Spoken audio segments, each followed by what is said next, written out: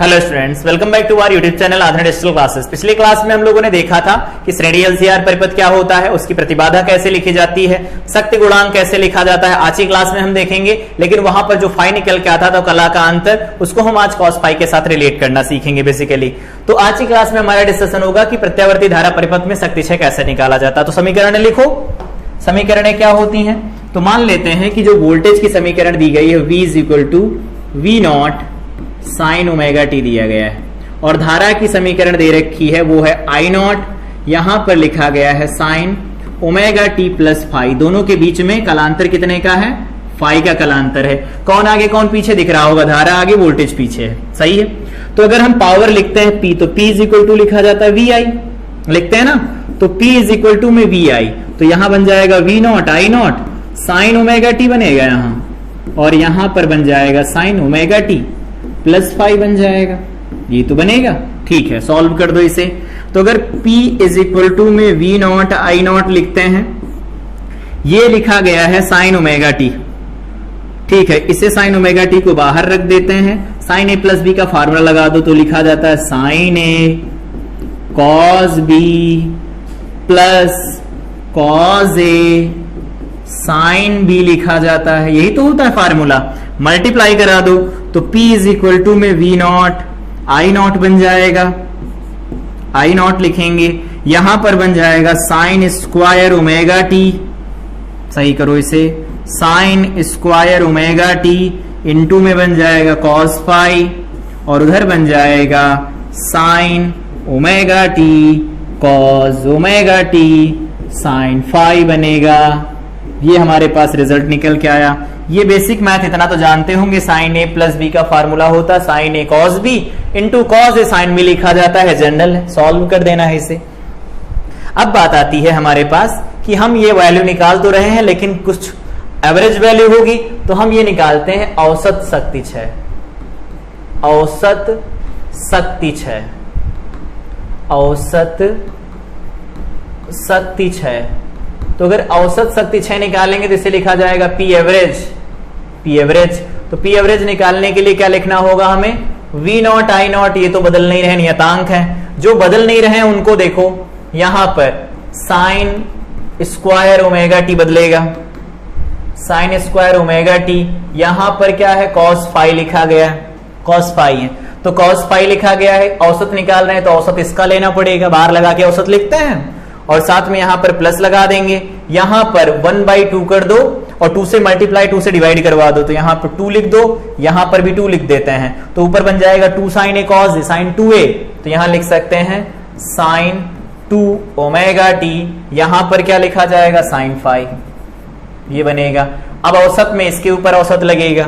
अब हमें इनकी वैल्यू चाहिए कि साइन स्क्वायर ओमेगा टी की पूरे चक्र के लिए वैल्यू क्या होती है, और साइन 2 ओमेगा टी की पूरे चक्र के लिए वैल्यू क्या होती है। तो इधर नए पेज पर बात करते हैं साइन ओमेगा टी की औसत वैल्यू। तो यहां पर लिखो, क्या लिखेंगे, हमें औसत वैल्यू किसकी चाहिए, साइन स्क्वायर ओमेगा टी की चाहिए, तो dt कर लो, कहां से कहां तक जाएगा, 0 से लगा करके t तक में चाहिए। यहां पर क्या हो जाएगा, dt 0 से लगा करके t में चाहिए, ये तो बनेगा। सॉल्व कर देना इसे, निकालना क्या है वो निकल के जो आएगा वो देख लेते हैं। सबसे पहले यहां देखो, ये dt है तो t बन जाएगा, इसको बाहर निकाल लेते हैं, यहां पर t बन जाएगा। यहां पर साइन स्क्वायर ओमेगा टी, तो इसे क्या लिखा जा सकता है, 1 माइनस कॉस 2 ओमेगा टी लिख सकते हैं, बदलना सीखा था हम लोगों ने। और यहां पर इंटीग्रेशन किसका होगा, dt, यहां से लिखा जाएगा 0 से लगा करके t, सॉल्व कर दो, ये बन जाएगा 1/t, यहां पर बनेगा t minus sine 2 omega t divided by में क्या बनेगा 2 ओमेगा, यहां 0 से लगा करके t हो जाएगा। इसको सॉल्व किया था हम लोगों ने जब औसत वैल्यू और माध्य वैल्यू निकालना सीखा था, तो ये बन जाएगा t माइनस, यहां पर t रखेंगे तो क्या बनेगा 1/2 ओमेगा को अलग कर दो, साइन 2 ओमेगा इंटू टी की वैल्यू 2 पाई बाई ओमेगा होती, सही है। माइनस लगा दो, तो माइनस लगाएंगे, दूसरी वैल्यू रखो तो 0 रखेंगे तो 0 माइनस, ये पूरा 0 ही हो जाएगा, उसको लिखने की जरूरत ही नहीं है। तो यहां बन जाएगा 1/t, ये वैल्यू कितनी बनेगी, देखो ओमेगा से ओमेगा कटेगा 4 पाई, साइन 4 पाई का मतलब साइन 0 0 हो गया, तो देखो t माइनस 0 बनेगा। और यहां पर ये क्या लिखा गया, 1/2 लिखा गया, एक बार चेक कर लो, ये वैल्यू यहां पर t माइनस समथिंग आएगा, तो यहां पर जिससे बदला गया उसे लिखना चाहो तो लिख लो, cos 2 थीटा बराबर लिखा जाता 1 माइनस 2 साइन स्क्वायर थीटा। तो इसे लिखेंगे 1 minus cos 2 theta divided by में क्या लिख सकते हैं 2 लिख सकते हैं, यही तो बनेगा sine square theta. Sine square theta की वैल्यू यही, तो बाई 2 भी तो निकल के आएगा, तो बाई 2 जहां आएगा तो यहां लिख दो बाई 2, उस 2 को यहां निकाल लो बाहर, 2 यहां बाहर निकल आएगा। अब इसी को सॉल्व कर देना है, तो ये 2 बाहर चला आया तो यहां पर t माइनस 0 बचा, लिखना चाहो तो एक लाइन और लिख दो t माइनस 0, t से t कैंसिल हो जाएगा 1/2 निकल के आ जाएगा। ये वैल्यू हमारे पास हो जाएगी, आधी निकल के आई है कि जब भी कोई पूछे कि साइन स्क्वायर ओमेगा टी का औसत मान संपूर्ण चक्र के लिए कितना होता है तो आधा लिखा जाता है, याद रहना चाहिए। एक बात यहां पर आओ देखो, यहां पर हम लोगों ने देखा था जब निकाला था कुछ पहले क्लासों में, तो यहां पर देखो हम लोगों ने इसे सॉल्व किया था पूरा विदवत और निकाली थी वैल्यू, ये देखो वैल्यू लिखी गई है। यहां पर जब हम लोगों ने सॉल्व किया था स्क्वायर लगा करके स्क्वायर रूट मीन वैल्यू निकाली थी, ये देखो यहां पर ये जब इसे लिखा गया था 2 बाहर यहां से निकाल के पूरा सॉल्व किया था, एग्जैक्ट वैल्यू वही मिली थी। तो अगर पहले सॉल्व किया था तो यहां पर डायरेक्ट वैल्यू भी रख सकते हो, जरूरी नहीं कि हर बार ये इंटीग्रेट करो वैल्यू निकालो। तो ये हमारे पास जो वैल्यू थी ये निकल के आ गई, यहां से ये वैल्यू हमारे पास निकल के आ गई आधी। एक और बचा रह गया था, तो इसकी वैल्यू पता चल गई कितनी होती है, आधी होती है, 1/2 होती है। कौन रह गया, साइन 2 ओमेगा टी रह गया, उसकी भी औसत वैल्यू निकाल लेते हैं आओ इधर नए पेज पर। साइन 2 ओमेगा टी, तो dt कर लो यहां पर और यहां पर कर लो dt, 0 से लगा करके t में बात कर रहे हैं तो 0 से लगा करके t में बात कर लो, इसकी भी वैल्यू निकाल लेते हैं। साइन 2 ओमेगा टी, तो ये तो बन जाएगा 1/t, इसको बाहर निकाल लो नीचे वाले को, ऊपर वाला बन जाएगा माइनस कॉस 2 ओमेगा टी। कहां से कहां बोलो, 0 से लगा करके t तक बात कर रहे हैं, तो ये 1/t बनेगा। यहां पर लोअर पहले रख दो, cos 0 बनेगा, cos 0 को 1 लिख लेंगे, फिर t रखा जाएगा तो क्या लिखेंगे cos 2 इंटू में ओमेगा, और t की वैल्यू क्या होती है 2 पाई बाई ओमेगा होती है। सही है, पाई से पाई कैंसिल हो जाएगा, 4 पाई का मतलब 0 का मतलब 1 होता है, cos 1 हो जाएगा, ये 1/t बनेगा। ये वैल्यू जो हमारे पास निकल के आएगी वो तो 0 निकल के आ गई। बस वापस आ जाओ, यहां वापस आ जाओ, तो इसकी वैल्यू में पता चल गई हाफ होती है, इसकी वैल्यू होती है 0।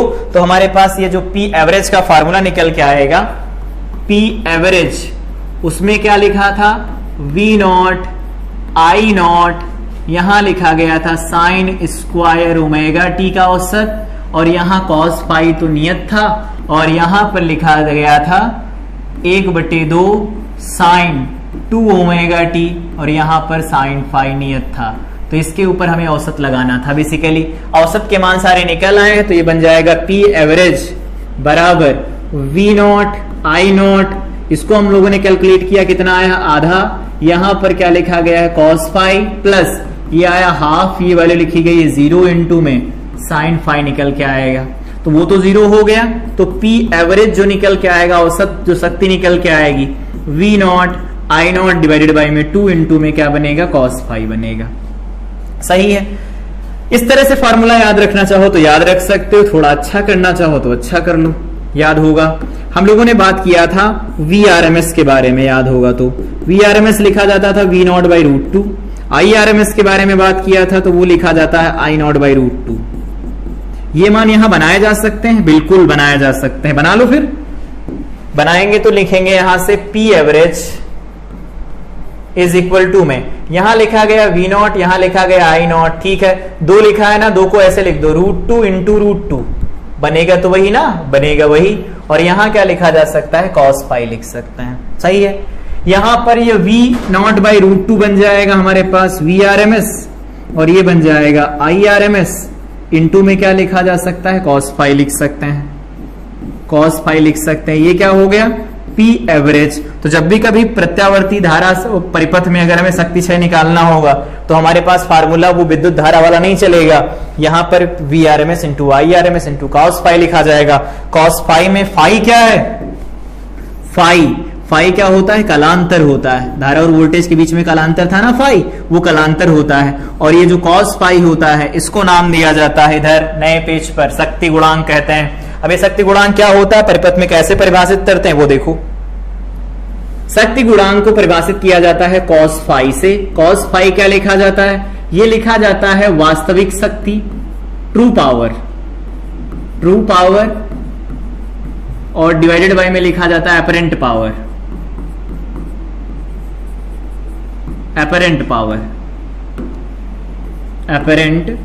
पावर लिखी जाती है, आभासी शक्ति लिखी जाती है। cos फाई यहां पर देखो भी ट्रू पावर अपरेंट पावर का कॉन्सेप्ट क्या है? पी एवरेज जो हम लोगों ने लिखा वो क्या लिखा? VRMS इनटू में IRMS इनटू में क्या लिखा गया? cos फाई लिखा जाता है। ठीक है, सही है। cos फाई की जो वैल्यू निकल के आएगी P वास्तविक डिवाइडेड बाय में ये है आभासी, इसी का जो अनुपात लिखा जाता है ना उसी को हम कहते हैं शक्ति गुणांक। cos फाई क्या है? इसे हम कहते हैं शक्ति गुणांक लिखा जाता है। बढ़िया है, शक्ति गुणांक हो गया। अब अगर हम इसे सॉल्व करते हैं यहां से cos फाई वास्तविक शक्ति लिखो, तो वास्तविक शक्ति लिखें तो ये निकल के क्या आएगा? वास्तविक शक्ति को लिख सकते हैं V इंटू में I, यहां पर भी लिखा जाएगा V इंटू में I, ऐसा सब लिखेंगे। लेकिन V इंटू I में I क्या लिखा जाएगा और Z क्या लिखा जाएगा? उसके सापेक्ष अगर इसे हम रिलेट करते हैं, देखो डेरिवेशन तो पूरा है लेकिन डेरिवेशन यहां पर नहीं करेंगे हम, है नहीं। तो cos फाई की जो वैल्यू लिखी जाती है, एक तो ये हो गया वास्तविक शक्ति बल्कि अपरेंट शक्ति होती है, एक दूसरा होता है जिसे लिखा जाता है R/Z, दूसरा भी लिखा जाता है वो है R/Z लिखा जाता है इस तरह से। तो जब भी कभी हमें लिखना हो तो हम R/Z करके भी लिख सकते हैं। R क्या होगा? प्रतिरोध, Z क्या होता है? परिपथ की प्रतिबाधा। और इसका फार्मूला याद होगा, पिछली क्लास में हम लोगों ने देखा था, Z बराबर क्या होता है? R² plus XL difference XC का होल स्क्वायर। जो कुछ भी हो इसमें रखो, नहीं है तो 0 रख दो, उसे सबके लिए वैलिड रहेगा ये। तो चाहे LR परिपथ हो, CR परिपथ हो, चाहे LCR परिपथ हो, उन सबके लिए वैलिड रहता है। तो ये cos फाई का एक्सप्रेशन हो गया, इसे हम शक्ति गुणांक कहते हैं और cos फाई से रिप्रेजेंट किया जाता है और इसे R/Z लिखते हैं हम। इस कलांतर को हम लोगों ने वहां भी रिलेट करना सीखा था, आई थिंक पता होगा।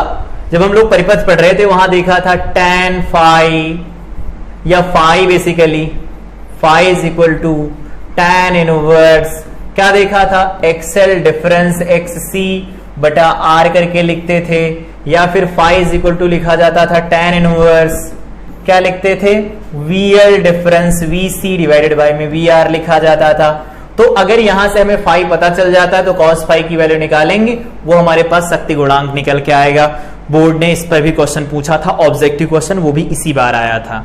तो शक्ति गुणांक क्या होता है? वास्तविक शक्ति और आभासी शक्ति का अनुपात जो होता है वो शक्ति गुणांक कहलाता है। शक्ति गुणांक को हम लिखते हैं या ऐसे लिख दो, परिपथ में जो प्रतिरोध होता है तथा उस परिपथ में प्रतिबाधा का जो अनुपात लिखा जाता है उसे हम cos फाई शक्ति गुणांक कहते हैं। यहां पर फाई गुणांक नहीं, cos फाई जो पूरा का पूरा है उसी को शक्ति गुणांक कहा गया है। ये जो cos फाई होता है ना, इसी को हम शक्ति गुणांक कहते हैं। इस आधार पर अलग अलग परिपथ में शक्ति क्षय निकाल सकते हैं। हर एक परिपथ का फाई निकालना सीखा था हम लोगों ने, तो जाकर के वहां से देख सकते हैं। अब यहां से देखो वाटहीन धारा क्या होती है। वाटहीन धारा पढ़े इससे पहले हम पिछली क्लासों में चलते हैं। पिछली क्लास में हम यहां से स्टार्ट करते हैं जहां से परिपथ हमारे पास शुरू हुए थे। यहां से जो परिपथ शुरू हुए थे उनके बारे में देखो। जब हम लोगों ने पहली बार पढ़ा था कि प्रत्यावर्ती धारा परिपथ जब केवल शुद्ध प्रतिरोध जोड़ा गया हो, तो यहां क्या लिखेंगे? VRMS into IRMS। यहां पर देखो शक्ति लिखते हैं P एवरेज जो लिखा जाएगा उसे लिखेंगे VRMS इंटू में IRMS इनटू में cos फाई क्या होता है? cos फाई में cos 0 लिखा जाएगा।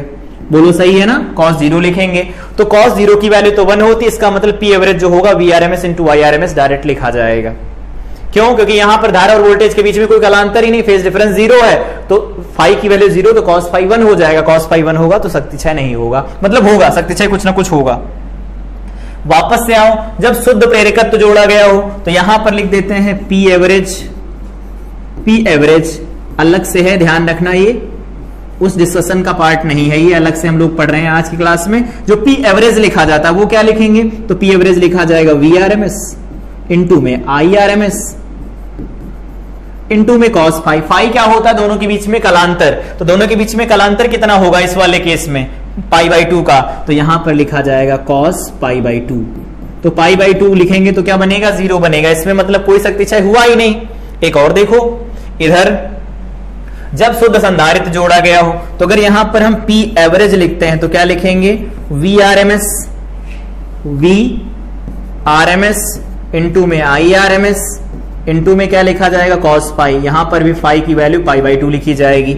अगेन यहां से 0 निकल के आएगा, कोई शक्ति क्षय नहीं हो रहा है। ठीक है, तो यहां पर जितने परिपथ दिए गए इन सब में कोई शक्ति क्षय नहीं हो रहा है, जब उनके बीच में जो कलांतर दिया गया है वो पाई बाई 2 का है। तो पाई बाई 2 के कलांतर पर कोई शक्ति क्षय नहीं हो रहा है। इसी को यहां पर हम लोग रिलेट कर रहे हैं बेसिकली इस तरह से। तो जब भी कभी कलांतर पाई बाई 2 लिखा जाएगा तो उस केस में जो शक्ति क्षय होगा वो 0 होगा। तो उसी के रिलेटेड एक टर्म यहां पर दिया गया है, इसे समझो। ये जो टर्म दिया गया है यहां पर, जिसके बारे में हम लोग पढ़ने जा रहे थे, वाटहीन धारा क्या होती है। वाटहीन धारा क्या है, शुद्ध प्रेरकत्व या शुद्ध धारितीय धारिता या दोनों के परिपथ में बहने वाली धारा को वाटहीन धारा कहते तथा ऐसे परिपथ को वाटहीन परिपथ कहा जाता है। मतलब पी एवरेज जो लिखा जाता है वो बेसिकली क्या लिखा जाता है, P average is equal to लिखते हैं हम यहां पर V R M S I R M S into में क्या लिखा जाता है, कॉस फाई लिखा जाता है, कॉस फाई लिखते हैं। तो हमें अगर ये शक्ति 0 चाहिए, पी एवरेज की वैल्यू 0 हमें मिले, तो उसके लिए धारा और वोल्टेज 0 हो सकते हैं, जनरली नहीं होते। तो इस केस में क्या होगा, कॉस फाई को हम 0 करवा देते हैं। तो यहां से फाई की वैल्यू क्या निकल के आती, पाई बाई 2। और हम जानते हैं जब इसमें ये जुड़ा हो या ये जुड़ा हो, इस वाले में क्या होता है, वोल्टेज लीड करता है, इस वाले में वोल्टेज लैग करता है। इसमें करंट क्या होती है, लैग करती है, इसमें करंट क्या होती है, लीड करती है। ये बात हम लोगों ने देखी थी। तो जब ये जुड़े होते तो कलांतर क्या होता, पाई बाई 2 होता है, और कलांतर पाई बाई 2 होगा तो कॉस पाई हो जाएगा 0। परिपथ में शक्ति क्षय 0 हो जाएगी और धारा प्रवाहित होगी। तो प्रत्यावर्ती धारा परिपथ में शक्ति क्षय 0 होती है। उस समय पर जो बहने वाली धारा होती है, परिपथ में जो धारा मेंटेन रखता है परिपथ, उसी को कहा जाता है वाटहीन धारा। परिभाषा लिखना होगा, लिख देना, उससे रिलेटेड कुछ पॉइंट्स लिख देना। अब अगला डिस्कशन हमारा है, इंपॉर्टेंट डिस्कशन है आज की क्लास का, एलसी ऑसिलेशंस क्या होते हैं, एलसी दोलन क्या होते हैं। तो एलसी दोलन को समझते हैं। इधर यहां पर सबसे पहले बात करें कि प्रेरकत्व में संचित ऊर्जा, प्रेरकत्व में संचित ऊर्जा बोलो। तो प्रेरकत्व में संचित ऊर्जा पढ़ा था, यूबी लिख दो, चुंबकीय ऊर्जा होती ना, इसे पढ़ा था हम लोगों ने, क्या लिखी जाती है, हाफ LI² लिखी जाती, डेराइव किया था। अगर नहीं देखा तो क्लास जाके देखो। संधारित्र में संचित ऊर्जा, संधारित्र में संचित ऊर्जा, संधारित्र में संचित ऊर्जा ये इलेक्ट्रिकल एनर्जी होती, यूई से लिख लेते हैं। ये लिखी जाती हाफ CV² से, या फिर हाफ Q² से लिखा जाता है, या फिर half of Q into V, जो भी फार्मूले हो रिकॉल कर लो, ऐसे सारे लिखे जाते थे, कोई भी लगा लो, कोई फर्क नहीं पड़ता। ठीक है, अब करना क्या है हमें, बेसिकली हमारा जो कंसर्न है कि एलसी दोलन होते कब है और इन्हें कैसे करवाया जा सकता है। तो इनको करवाया इस तरह से जा सकता है, एक परिपथ है, एक संधारित्र इसमें लगा है फुल चार्ज, और एक प्रेरकत्व यहां पर लगा है, यहां एक स्विच लगा दी गई, इसके ऊपर प्लस चार्ज है, ये ऐसा है, प्लस चार्ज है, और इसके सिरों पर वोल्टेज V है, और यहां पर चार्ज मान लेते हैं Q0 है। शुरुआत में खूब फुल चार्ज है ये, ठीक है। यहां पर की लगी हुई है, at t is equal to 0 पर अगर हम इस स्विच को बंद कर देते हैं तो ये जो संधारित्र होगा इस प्रेरकत्व के सिरों पर क्या करना शुरू कर देगा, निरावेशित होना शुरू कर देगा। तो जब ये निरावेशित होगा तो उस केस में क्या होगा, यहां पर जो हाफ CV² ऊर्जा है वो किसमें परिवर्तित होगी, ये ऊर्जा परिवर्तित होगी किसमें, चुंबकीय ऊर्जा में, हाफ LI² में परिवर्तित हो जाएगी। तो देखो एक ऊर्जा जो संधारित्र के प्लेटों के मध्य थी वो अब प्रेरकत्व में संचित हो गई। प्रेरकत्व क्या करेगा, दोबारा से संचित करवाएगा संधारित्र के सिरों के मध्य। अगर परिपथ का प्रतिरोध 0 ले लिया जाए तो ये दोलन अनंत काल तक चलते रहते हैं। ऊर्जा के इन्हीं दोलनों को कहा जाता है एलसी दोलन। पढ़ लो, अब जब किसी आवेशी संधारित्र को किसी प्रतिरोध रहित प्रेरकत्व के सिरों पर विसर्जित कराया जाता है तो नियत आयाम तथा आवर्ती के विद्युत दोलन बनते हैं, ये विद्युत दोलन ही एलसी दोलन कहलाते हैं। अब इसको यहां नए पेज पर समझते हैं बना करके कि एलसी दोलन क्या होता है, कब नहीं होता है। यहां से देखो, यहां पर संधारित्र है और यहां पर जोड़ा गया है प्रेरकत्व, ये प्रेरकत्व है।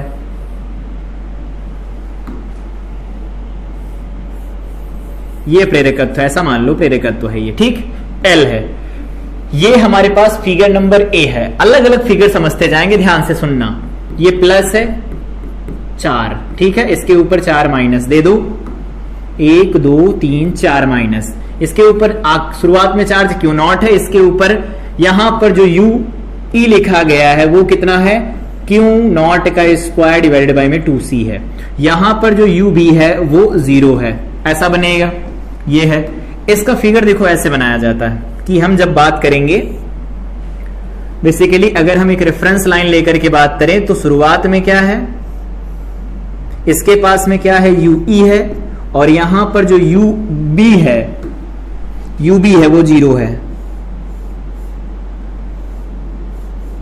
ये है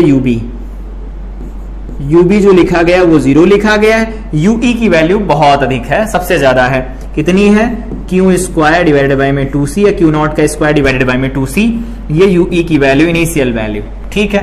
अब क्या होगा, हम जानते हैं परिपथ में अगर इसे संधारित्र को जोड़ा गया है तो ये एज अ बैटरी काम करेगा, और एज अ बैटरी काम करेगा तो इसके सिरों पर ये जाएगा, जिसके सिरों पर जाएगा निरावेशित होने के लिए, तो सिरों पर निरावेशित होगा तो देखो यहां पर क्या होगा, इसे बनाओ दोबारा से। यहां पर कैसे बनाएंगे, यहां इसे बनाते हैं दोबारा से, ये ऐसा होगा, ये ऐसा होगा, ये ऐसा हो जाएगा, यहां पर कुछ इस तरह का होगा और इसे ऐसे कनेक्ट कर देंगे। अब कुछ ऊर्जा क्या हुई होगी, यहां से कम हुई होगी कुछ आवेश, तो 4 प्लस थे मान लेते, अब 3 प्लस इसके पास रह गए और 3 माइनस रह गए इसके पास, तो कुछ ऊर्जा है इसके पास और कुछ ऊर्जा यहां चली जाएगी। तो ऊर्जा किधर से किधर की तरफ जाएगी वो देखना है। इसमें क्या होगा, धारा इधर से इधर की तरफ बहेगी, तो धारा इधर से इधर की तरफ बहेगी तो इसमें जो क्षेत्र बनेगा वो कुछ इस तरह से बनेगा, ऐसे ऐसे ऐसे ऐसे क्षेत्र बन जाएगा, ठीक है। अभी के लिए सिर्फ हम 2 लाइनें बना देते हैं, एक क्षेत्र लाइन ऐसे, एक क्षेत्र लाइन ऐसे, ठीक है। कुछ ऊर्जा यहां चली आई, तो इसका अगर ग्राफ बनाए हम लोग तो ग्राफ कुछ ऐसा बना सकते हैं, बेसिकली ऐसा।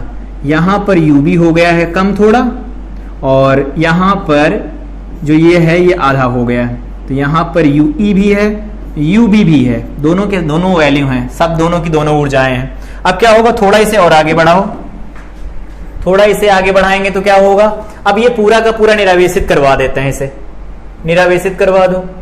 अब इसके पास कोई ऊर्जा नहीं बची है, इसके पास सारी की सारी ऊर्जा चली गई, फुल चार्ज हो गया।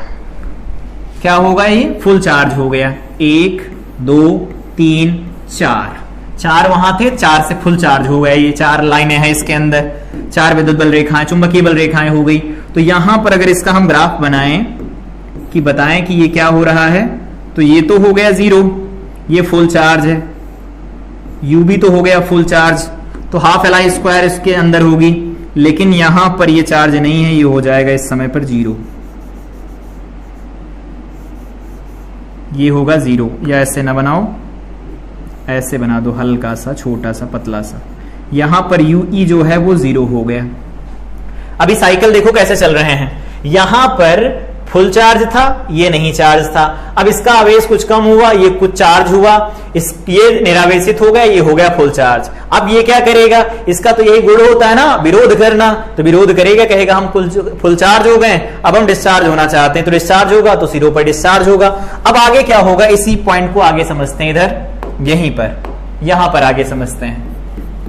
अब क्या होगा, ये इधर की तरफ डिस्चार्ज होना शुरू करेगा, ये डिस्चार्ज होना शुरू करेगा, ये ऐसे डिस्चार्ज होना शुरू करेगा, ये यहां पर सी लगा है, ये ऐसा लगा है, ये डिस्चार्ज होना शुरू करेगा। तो डिस्चार्ज होना शुरू करेगा तो क्या करेगा, इसे निगेटिव अब देना शुरू करेगा, तो निगेटिव देगा, तो पहले मान लेते हैं इसके पास 3 निगेटिव हैं, 3 निगेटिव, 1 2 3 निगेटिव, 3 पॉजिटिव हो गए, उल्टा इसे चार्ज करना शुरू करेगा। अभी इसके अंदर मैग्नेटिक फील्ड लाइन सब फिर से कम होना शुरू हो जाएंगी, 2 बनेंगी। ठीक है, अब उसके बाद वापसी बनाओ दूसरा क्या बनेगा, यहां पर ये ग्राफ तो बनाओ ऊर्जा वाला, ये क्यों छोड़ रहे हैं, यहां पर फिर से ऐसा हो गया, दोनों फिर से चार्ज हो गए बराबर बराबर, UE UB दोनों की ऊर्जाएं बन गई। अब इसको आगे बढ़ा देते हैं, इसको आगे बढ़ा देंगे, तो जब आगे बढ़ाया जाएगा तो क्या होगा, अब संधारित्र के सिरों पर चार्जिंग शुरू हो गई, तो संधारित्र चार्ज हो रहा है, तो उस केस में यहां पर minus minus minus minus plus plus plus plus full charge हो गया ये, तो ये हो जाएगा डिस्चार्ज। यहां पर देखो ये फिर से डिस्चार्ज हो जाएगा। अब डिस्चार्ज हो जाएगा तो इसमें क्या होगा, यहां पर पूरी की पूरी ऊर्जा निकल के आ जाएगी और ये हो गया डिस्चार्ज, तो इसका कुछ ऐसा ग्राफ बनेगा। अब ये हो गया है फुल चार्ज और ये हो गया है डिस्चार्ज, ये ऐसा। तो यहां पर UB हो गया है 0 और यहां पर UE 0 नहीं है, तो यहां पर ये हाफ Q0 का स्क्वायर डिवाइडेड बाई में C आया है, जो पहले थी ऊर्जा वही बाद में आ गई है। तो ये पूरा साइकिल चल रहा है, देखो यहां से एक कंप्लीट चक्र बन रहा है। पहले संधारित्र के सिरों पर कुछ ऊर्जा थी, उसके बाद में क्या हुआ, ऊर्जा वो प्रेरकत्व को ट्रांसफर हुई, कम हुई, उसके बाद पूरी की पूरी हो गई, संधारित्र हो गया निरावेशित। अगर हम बात करें प्रेरकत्व, प्रेरकत्व का गुण होता है विरोध करना, देखा है विद्युत चुंबकीय प्रेरण में, ये निरावेशित होना चाहेगा, विपरीत दिशा में धारा प्रवाहित कराएगा, तो विपरीत दिशा में धारा प्रवाहित कराएगा तो अब ये चार्ज होगा, लेकिन पोलैरिटी रिवर्स कर देगा। अब यही चक्र लगातार चलते रहेंगे। अब क्या होगा, इसको पूरा चक्र तो कंप्लीट करवाओ, इसको आगे और बढ़ाओ एक चक्र में, तो यहां पर अब क्या होगा, दोबारा से 1 2 3, यहां पर 1 2 और यहां पर 3 और यहां पर बन जाएगा ऐसा कुछ, ये ऐसा एक लाइन और ये दूसरी लाइन बनेगी। ठीक है, अब यहां पर फुल चार्ज हो गया था ये, अब ये क्या हुआ, फुल चार्ज हुआ तो यहां पर कुछ ऐसा बन जाएगा, ऐसा, और यहां पर कुछ ऐसा बन जाएगा, UE आ गया, UB आ गया। ठीक है, ये ऐसा बन गया। अब उसके बाद में इसको आगे और बढ़ाओ, जैसा पहले था वैसा करना पड़ेगा ना, तो पहले शुरुआत में फिर से करो, तो अब क्या होगा, ये फुल्ली चार्ज था यहां पर, अब ये कम हुआ, उसके बाद में डिस्चार्ज होगा तो अब कुछ ऐसा होगा, खाली ये फिर से पूरा चार्ज हो जाएगा, तो ये पूरा फुल चार्ज होगा। अब ये ऐसा पूरा फुल चार्ज होगा, 1 2 3, ये 4 बन जाएंगे, फुल चार्ज हो गया। इसका डायग्राम बनाओ, तो इसका डायग्राम बनाएंगे तो ऐसा होगा, संधारित्र हो गया डिस्चार्ज, ये हो गया फुल चार्ज, तो UB है इसके पास, UE हो गया यहां 0। ठीक है, अब दोबारा से आवेशित कराना चाहेगा तो दोबारा से आवेशित करवा दो, तो उस केस में क्या होगा, अब की बार फिर से ये प्लस बनेगा, प्लस प्लस, ये माइनस माइनस बनेगा, और सामने प्रेरकत्व है, प्रेरकत्व में 4 लाइनें थी, अब 2 बना दो क्योंकि कुछ कम हो जाएंगी ना, 1 2 बना दिया। यहां पर ऊर्जा का बनाए ग्राफ तो कैसा बनेगा, ऊर्जा का ग्राफ बनेगा कुछ ऐसा, ये बराबर बराबर, दोनों बराबर बराबर है। उसके बाद फाइनली क्या होगा, यहां पर UE था, ये UB था, फाइनली क्या होगा, अब ये फुल चार्ज हो जाएगा, जैसा पहले था वैसा हो जाएगा, ये ऐसा हो जाएगा, और जो प्रेरकत्व था वो अनचार्ज हो जाएगा। इसके सिरों पर UE जो UB बनेगा वो 0 हो जाएगा, यहां पर जो UE बनेगा वो क्या हो जाएगा, हाफ Q0 का स्क्वायर डिवाइडेड बाई में 2C। पोलैरिटी एक बार चेक करो, जो पहले था वही है, यहां पर देखो पहले ये देखो प्लस था, ये माइनस था, तो इतना पूरा का पूरा प्रोसेस चलता है, उसके दौरान ये पूरी तरह से ऐसा चार्ज होगा, पूर्ण रूप से आवेशित होता है, निरावेशित होता, आवेशित होता, निरावेशित होता है, उस क्रिया में लगातार दोलन हो रहे होते हैं। अब ये बताओ, अगर कोई रियल परिपथ होगा, कोई प्रैक्टिकल परिपथ होगा, तो उस परिपथ में कुछ ना कुछ तो प्रतिरोध लगेगा ना, तो कुछ ना कुछ प्रतिरोध लगेगा, तो लगातार ये दोलन के आयाम छोटे होते जाएंगे। फलस्वरूप क्या होगा, अगर हम इसका ग्राफ बनाए डैम्पिंग का, यहां पर अवमंदित दोलन, वैसे है नहीं वो हमारे में अवमंदित दोलन, लेकिन अगर पूछा जाए कि अवमंदित दोलन क्या होते हैं तो कह सकते हैं कि अगर ये हमारे पास कुछ ऐसा बना है, इधर टाइम t है और इधर आवेश दिया गया है Q जो संधारित्र के सिरों पर है, तो ये दोलन करेगा, तो ये आयाम यहां से चलेंगे, दोबारा से बनाओ, यहां से ये आयाम चलेंगे ऐसे, फिर ऐसे, फिर ऐसे, फिर ऐसे, ऐसे ऐसे ऐसे ऐसे, लगातार छोटे होते चले जाएंगे। पहले आयाम देखो कितना बड़ा, फिर बाद में आयाम छोटा, फिर बाद में आयाम और छोटा, फिर बाद में आयाम और छोटा, और फाइनली पूरा का पूरा आवेश उष्मा के रूप में ऊर्जा में परिवर्तित होकर नष्ट हो जाएगा। पूरा का पूरा यहाँ पर जो ऊर्जा होगी वो बेसिकली हीट एनर्जी में कन्वर्ट हो जाएगी, उसमें ऊर्जा में कन्वर्ट हो जाएगी। तो प्रैक्टिकल परिपथ में ऐसा होता है, मतलब एलसी परिपथ के अंदर अगर उस परिपथ का कुछ प्रतिरोध मान लिया जाए तो जो एलसी दोलन हो रहे होंगे उनके बीच में ऊर्जा का कुछ भाग उष्मा के रूप में उत्सर्जित होता है या मुक्त होता है या क्षय हो जाता है, जिसके फलस्वरूप इनके दोलन के आयाम घटते जाएंगे और एक समय ऐसा आएगा दोलन बंद हो जाएंगे। इसे अवमंदित दोलन कहा जाता है। लेकिन अवमंदित दोलन की परिभाषा याद रखना, बाकी कैसे काम करते हैं। तो यहाँ एलसी परिपथ हो गए। ये एलसी परिपथ को सॉल्व कैसे किया जाता है, तो आई थिंक ये सारी चीजें पता होंगी। यहां से देखो एलसी दोलन के बारे में बात करना शुरू किया। एलसी परिपथ को सॉल्व कैसे कर सकते हैं, तो हम जानते हैं एल और सी एक दूसरे के लंबवत होते हैं, ऐसा ये ऐसा लिखा जाता है। अगर हम धारा की बात करें, धारा ऐसे है, तो एल और सी को कैसे लिखा जा सकता है। देखो यहां पर ये होता है VL, ये होता है VC, तो एक ज्यादा एक बड़ा होगा, तो अगर हम यहां से V लिखेंगे तो लिख सकते हैं ना VL में से VC को घटा के लिख लो, ये V निकल के आ जाएगा, जो बड़ा होगा उससे घटा लेना, ये हो गया V। और अगर धारा लिखी जाए तो धारा लिखी जाएगी I बराबर I0, यहां लिखेंगे sine omega t plus phi. Phi निकालने के लिए हमें कुछ करना होगा, करते हैं। पहले I0 बता दो, I0 होगा V0 डिवाइडेड बाई में Z। Z क्या होगा, इन्हीं दोनों का तो अंतर होगा ना, तो XL डिफरेंस XC, तो XL डिफरेंस हो जाएगा XC, ऐसे लिख देना। I0 हो गया। फाई निकालने के लिए हम जानते हैं क्या होगा, tan phi is equal to क्या लिखा जाता है, tan फाई लिखा जाता है यहां पर XL difference XC divided by में R होता है। इस परिपथ का R तो हो गया 0, तो R 0 हो जाएगा, अनंत हो जाएगा, तो यहां से फाई की वैल्यू क्या निकल के आएगी, 90 डिग्री निकल के आएगी। देखो धारा और वोल्टेज 90 डिग्री पर है। तो ये परिपथ वैसे जनरली पूछा नहीं जाता, लेकिन एलसी ऑसिलेशन, एलसी दोलन क्या होते हैं, ये परिपथ में पूछे जाते हैं। तो उनको कैसे बनाया जा सकता है, उन्हें समझा कैसे जा सकता है। प्रेरकत्व के सिरों पर जो ऊर्जा होगी संधारित्र में जाएगी, संधारित्र के सिरों पर जो ऊर्जा होगी प्लेटों के बीच में वो प्रेरकत्व के सिरों पर जाएगी, दोलन लगातार चलते रहेंगे। परिपथ का अगर कोई प्रतिरोध लिया जाए, कुछ प्रतिरोध अगर मान लिया जाए परिपथ का कि कुछ है, तो अगर परिपथ का प्रतिरोध मानेंगे तो कुछ ऊर्जा उष्मा के रूप में नष्ट होगी, दोलन लगातार घटते जाएंगे उनके आयाम, और एक समय ऐसा आएगा वो दोलन ऊर्जा के बंद हो जाएंगे, पूरी ऊर्जा उष्मा के रूप में क्षय हो चुकी होगी। तो ये क्लास थी जिसमें हम लोगों ने एलसी दोलन पढ़ा, जो बोर्ड के पॉइंट ऑफ व्यू से काफी इंपॉर्टेंट था। यहां पर हम लोगों ने देखा शक्ति गुणांक क्या होता है, शक्ति गुणांक कैसे परिभाषित करते हैं, और सबसे इंपॉर्टेंट डिस्कशन था कि प्रत्यावर्ती धारा परिपथ में औसत शक्ति क्षय कैसे निकाली जाती है, उसका प्रॉपर डिस्कशन हम लोगों ने किया। अगली क्लास में हम लोग अगले इंपॉर्टेंट डिवाइस के बारे में बात करेंगे जो कि है ट्रांसफार्मर। तो तब तक के लिए इस क्लास को रिवाइज करें। मिलते हैं अगली क्लास में। Till then I wish you all the best.